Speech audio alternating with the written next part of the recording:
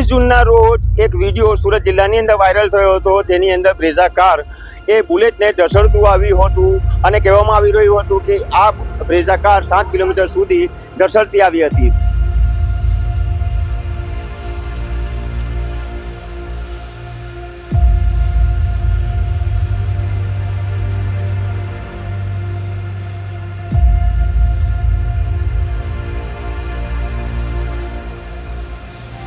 ઘટનાની તપાસ કરતા જાણવા મળેલી માહિતી મુજબ ઘટના કંઈક એવી હતી કે 21 તારીખની આ બનેલી ઘટનાના વિડીયો 23 તારીખે વાયરલ થયા હતા. ઘટના કંઈક એવી હતી કે 21 તારીખના રોજ પલસાણા તાલુકાના જોડવા ગામ ખાતે તાતી થઈના પાટિયા પાસે એક બ્રેઝા કારના ચાલકે બુલેટ ચાલકને ટક્કર મારી હતી. સદનસીબે બુલેટ ચાલક ભંગોળાઈ જતા બુલેટ બ્રેઝા કારના આગળના બોનેટમાં ફસાયું હતું. ગભરાયેલા કાર ચાલકે આ કાર બુલેટ સહિત પૂરપાટ ઝડપે આગળ ધપાવી હતી. ત્યારબાદ આ કાર કડોદરા 4 રસ્તા પાસ કરીને કામરેજ તાલુકાના ઉંબેડ ગામ સુધી પહોંચી હતી. સમગ્ર ઘટનાનો વિડીયો કોઈક અન્ય બાઇક સવાર કાર ચાલક અને વાહન ચાલક દ્વારા ઉતારવામાં આવ્યો હતો, જ્યાં એ વાયરલ થયેલા વિડીયોની અંદર દ્રશ્યમાન થાય છે કે આ પાછળ આપ જોઈ શકો છો જે રીતે ઇન્ડિયન ઓઇલ પેટ્રોલ પંપ છે, એ પેટ્રોલ પંપ ત્યાં દેખાઈ આવે છે. હાલ આપણે એ ઘટના સ્થળ ઉપર છે કે જ્યાં એ વાયરલ વિડીયોની અંદર દેખાતી બ્રેઝા કાર કે જે બુલેટને ઢસડતી આવતી હતી, રાત્રિના સમયની અંદર ચણકારા ઉડાડતી આવતી હતી, એના તમામ દ્રશ્યો એ ઘટના સ્થળ પર પહોંચ્યા છે. કેમેરામેનને નિવેદન કરીશ કે આ દ્રશ્યો બતાવે. વાયરલ વિડીયોમાં દેખાતું એ ઇન્ડિયન ઓઇલ પેટ્રોલ પંપ, એક ખુલ્લું ખેતર, અને ત્યારબાદ સ્થાનિક લેવલ ઉપર અમે ઘટનાની તપાસ કરી તો જે દ્રશ્યો સામે આવ્યા છે, જે દ્રશ્યો દેખાઈ આવે છે, એની અંદર આપ જોઈ શકો છો આ એ જ જગ્યા છે કે જ્યાં બ્રેઝા કાર આવીને અટકી હતી.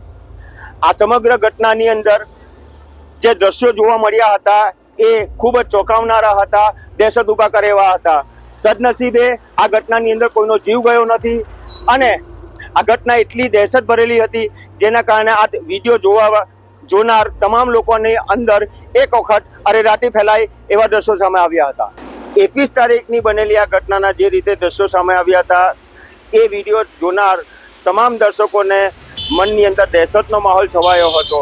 આ ઘટના એ પોલીસ વિભાગ દ્વારા સ્વયં સંજ્ઞાન લઈને કાર્યવાહી થવા માટે લાયક હોવા છતાં પણ ઘટનાના 3 દિવસ બાદ પણ પોલીસ દ્વારા ફરિયાદીની રાહ જોવામાં આવી રહી છે.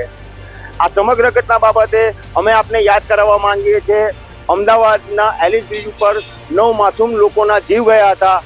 જે ઘટનાને અંજામ આપનાર તથ્ય પટેલ એ જ ઘટનાના 17 દિવસ પહેલા અમદાવાદના સિંધુ રોડ ખાતે એક કાફેની દિવાલ તોડી પાડી હતી અને મોટો અકસ્માત સર્જ્યો હતો. પરંતુ એ ઘટનાની અંદર કેફે માલિક અને તથ્ય પટેલ વચ્ચે સમાધાન થયું હતું અને આ ઘટનાને દબાવી દેવામાં આવી હતી.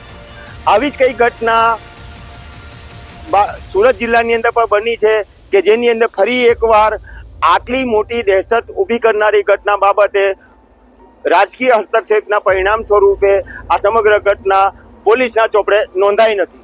અમે આપને યાદ કરાવવા માંગીએ છીએ કે આ ઘટનાના વાયરલ થયેલા વિડીયોની અંદર બ્રેઝા કારની એરબેગ ખુલી ગઈ હતી અને એ બ્રેઝા કારની અંદર ભાજપનો ખેસ જોવા મળ્યો હતો. આની અંદર રાજકીય હસ્તક્ષેપ થયો હોય અને ઘટનાને છુપાવવાનો પ્રયાસ થઈ રહ્યો હોય એવી લોકોમાં ચર્ચા જાણવા મળી રહી છે. પરંતુ અહીંયા એક સીધો પ્રશ્ન ઉઠે છે, જે બ્રેઝા કાર દ્વારા બુલેટને 7 કિલોમીટર સુધી ધસડી લાવવામાં આવી હતી, એ ઘટનાને જે રીતે સંટાળવામાં આવી રહી છે, કોઈ કાર્યવાહી કરવામાં આવી નથી રહી, તો અહીંયા એ જોતા દેખાઈ આવે છે. લોકોમાં ચર્ચા ચાલી રહી છે કે ફરી એકવાર તો શું તથ્ય પટેલનો જન્મ તો નથી થઈ રહ્યો ને.